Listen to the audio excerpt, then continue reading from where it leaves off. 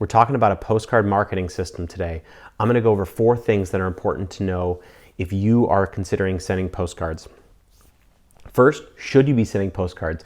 I'm going to give you a great litmus test to determine if postcards are right for you. Second, how should you be doing targeting? There's a bunch of targeting options that are available that a lot of folks don't know about. Third, we're going to go over the design of the postcard. I'm going to break down every single detail in a postcard that will help you convert on your postcards. Finally, we're going to talk about measurement. How can you know if your postcards have a return on investment? It's a lot more murky than you may think. We're going to go over it all. Stay with us. Since we're talking about a lot of different things in this video, here are some timestamps. Feel free to pause and go to the appropriate time to answer your question. First off, should you be sending postcards? This is a really, really good question, and a lot of people just want to dump the money in and see if it works. The first thing I'll tell people is, A, do you know what messaging works? Do you have an idea about that unique selling proposition that you offer your customers that just works really, really well? So that's tip 1. Tip 2 is, do you know your ideal customer profile? Now, we're going to get into targeting a little bit later, but it's really important to know who can benefit from your service. Now, there are some services like real estate where the payoff is so good that they can send a bunch of postcards to an area and just hope that some convert. But if you have a lifetime value of less than $300, you definitely want to be really, really targeted with who you're reaching out to with postcards. Finally, have you tried this on other channels? The nice thing about Facebook or Google Ads or other ad platforms is you can test your messaging to the right customer and know what converts. I often will tell people, do not start out with postcards because you need to know your messaging, you need to know who you're targeting, and postcards are kind of an expensive channel. There are 2 different postcard campaigns that you should be thinking about. A, area mail, where you're just blanketing a postcard to a bunch of people. Now the cost is really much lower on this. Or if you're doing targeted mail, right? There are only certain segments of people that are really good for your product. So for example, area mail, really good with real estate, or services like Lyft, where a bunch of people can benefit from them. And targeted mail is better for companies like Loan, for example, which is a company that we work with, which is a high-end luxury company, right? Really designed for very specific people. So those are things to keep in mind before you make the decision to do a postcard campaign. Make sure, again, that you know your messaging, know your customer, and know exactly how to convert them. Then try postcards. So I just wanted to demo USPS's EDDM targeting tool for area mail. I think it's really important to be able to see this tool because, weirdly enough, it's one of the best in the business if you're not working with someone like us. So I'm going to just type in my zip code. Now you can see that these are the carrier routes within 94109. So I can hover on them and you see that this information here updates with the average age. Remember, these are all averages. So this is size, number of people in the home, 1.47 on average. Obviously, there's not a half a person walking around in the home. These are just averages. Same thing with income. And actually, this kind of makes sense. I'm here in the Tenderloin, so the income is relatively depressed. And then this is the cost just for the mailing. So don't compare this cost with the printer. It's just the mailing piece, and if you wanted to deliver and print yourself, then you could drop it off at USPS after you fill out 100 forms and deliver to this entire area for $196 in postage. And you can see the route here above 94109-C050. So if you send that off to a printer, they're going to know exactly what area you want. So you can just click on this to select a route. You can click on a bunch of these and it will select a bunch of routes. You can also show a table. So if you're looking to target a specific number of residences or businesses or size, income, etc., these are just some of your targeting options, the ones that USPS provides, but there are a ton of additional targeting options that other providers have layered data on top of this. So for example, Scout can find average household income, which is not necessarily their income here, right? It's how much money their household wealth. We can target by interest in health food, technology spend, etc. So there's a bunch of other layering data that you can use, but this should give you a sense of these counts are pretty stable across the board. So if you know the areas that you're targeting, you can use this tool to start and select areas and see exactly how many people are in these areas. And another thing with this tool, it's like, oh, only 5,000 pieces. Well, obviously a printer will print more than 5,000 pieces for you. So don't necessarily rely on this for a cost estimate, but it's a really good tool to figure out what types of routes are available, how many people are in them, and the type of demographics in a route. We did a whole breakdown on Scout of different EDM tools that you might want to check out. I'll throw the link in the description. Let's talk a little bit about targeted mailing lists. So if you look at all mailing addresses in the United States, right, that's the population we're looking at.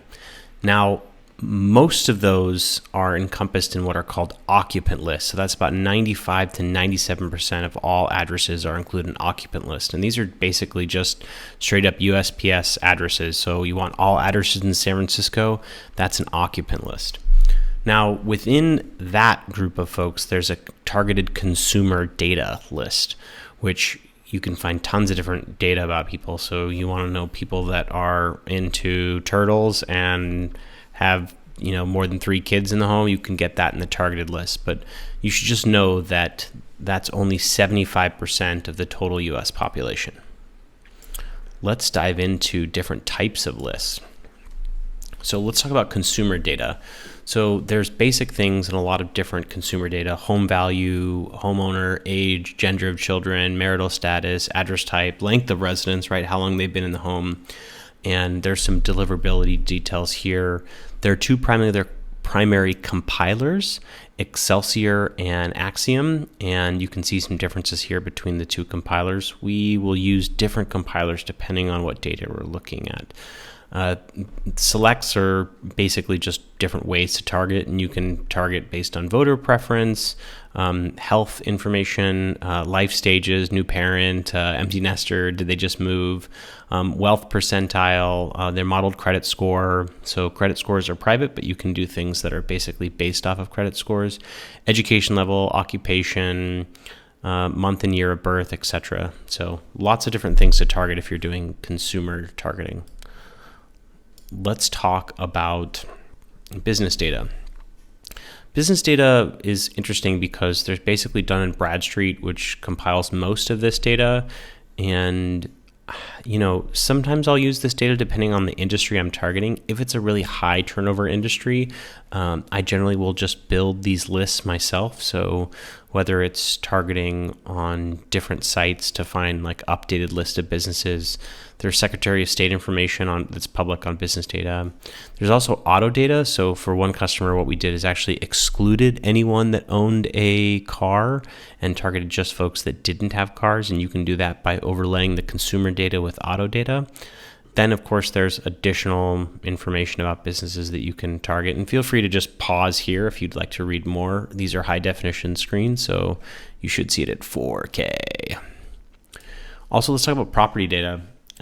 So there's different new mover home data that you can look at. So people that are new in their homes, you can target properties by a bunch of different ways: loan to value ratio, the purchase date, number of units, right? So in some cases we've targeted owners that have units, more than 12 units, for example, for specific types of campaigns. And then there's specialty data. So we're running a campaign right now that targets psychologists for a convention, aircraft and boat owners in case you are selling high-end boat accessories, or Cessnas, tax liens, information about fire departments. There's really a lot of data that you can target by when you're generating your own custom list. Let's break down what a really good design postcard looks like and what makes it a well-written and well-designed postcard. You're going to see 2 card examples here today. The first is a highly personalized card that we made at Scout, and the other is an area mail campaign. So you're going to kind of see the benefits of each. So in this postcard, we have the person's name, Ajit. Hospitals like St. Agnes Medical Center this is actually the nearest hospital to them, are hiring registered nurses now. So Ajit is a registered nurse. So this title is really important because it's what most people read right away. And if you spent 80% of your time on the title, you would be in really good shape, actually. So this has their name, so it's an eye catcher, a medical center that's really close to them, so it's locationally relevant, and hiring is the key here, right? Like that this is what the postcard is about, right? It makes it very specific what this card is advertising. Then the subtext is flip the script and let hospitals compete for you. Great. So now I understand that I don't have to apply. Then there's a nice healthy number here, $110,000 to $220,000. Who wouldn't want to make that? Also interviews in 30 days. So I know that this is really, really quick. And this is something that people get wrong all the time is they build a beautifully designed postcard, but they don't have a clear call to action. So what we've done here is we've created a URL that is just for this campaign. It's really important that you do this if you're trying to drive someone to a website, because usually people will just Google. So if they went to hospitalsneedheroes.com, we know for certain that they came from the postcard. So it's a $12 domain that you can just buy on Google Domains and redirect them to a landing page or even your homepage. But that way you can do attribution really well. And ideally, you'd have a tool like Segment or Google Analytics that can tell you what was the first experience that they had on your site, so you can see how effective this postcard campaign is. Let's look at the back. Hospitals near you. So this, again, super relevant to the nurse, right? There's a call to action. Also, we've noted there are 100 hospitals across California. So informing the prospect that if they don't want to work at a hospital near them, they can actually move anywhere in California. So what we've done is matched their address with the 3 nearest hospitals that Incredible Health works with. So this is a super informative postcard. It's very clear. There's not a lot of extra fluff. And also they know, okay, great. If I'm looking to switch hospitals, I know that there are other hospitals in my area. Really effective design here because it doesn't have to do much. And every word on this page, on both pages, is about conversion and informing the user about what they are selling. Let's go to the next example. Great. Do you pay an electric bill? This is a great question, right? Everyone pays an electric bill. And you notice the thing that's really in bold is save over $2,276. It's nice that this is a very specific amount, right? It feels more tangible. It's like, I know for sure that I'm going to save money if they're so specific. Maryland's Community Solar Program. I know it's solar. That's great. The image is kind of nice. It's just a family having fun. I guess they're preparing for the global warming onslaught. I don't know. But you notice there's not a lot here, and there's actually not a call to action here, which is interesting. So let's look at the backside. Great, how it works. So Maryland's Community Solar Pilot Program, great. This is talking about, it's relevant to me, homeowners and renters, so I know that if I'm not just a homeowner that I can save money. There's a 3-step, which is really important. Okay, you sign up, then you connect to the program, and then you save. Whoa, it's so simple, right? Estimated savings for your area. This is perfect. So there's another, again, reinforce the saving message. It's nice and red, so it matches the back side. Now, you see if you qualify, we have a slash here, and then we have a phone number that's unique to the postcard campaign. This is so important to do. You need to have a phone number that's unique.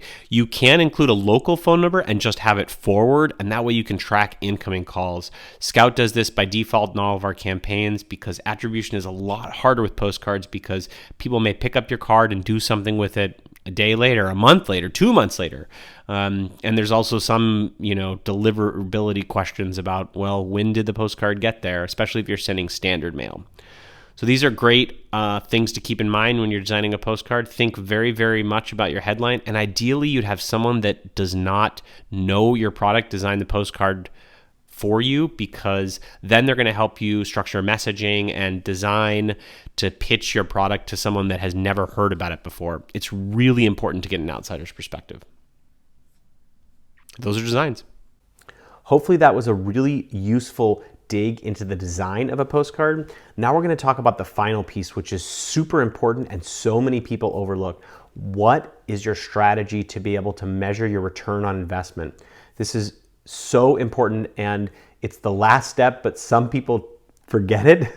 And it does go hand in hand with the design. So think about things like, do you want people to call? And if you do, you should absolutely use a forwarding number. We found that sales folks are not really good at determining where incoming calls are coming from. They're not really good about updating the CRM, and it's an easy fix. You just include a forwarding number. A lot of our customers, we suggest that they use redirect URLs.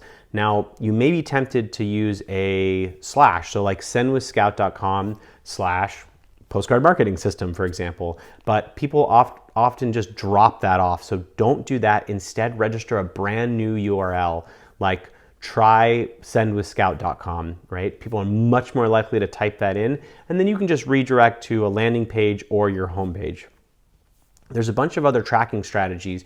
You can use unique forwarding URLs. So if your printer supports it, you can provide a unique URL for every card. That way you know if someone came from which postcard they came from as well. So super helpful to do that. Our system does that sort of baked in. You can use a service like Bitly to generate those links. It's really helpful. Same thing with QR codes. So you can do this with QR codes as well, which the iPhone supports natively. So you can point your camera at a QR code. It'll automatically scan. You can do promo codes. These are important too because you definitely want to know who is using the code.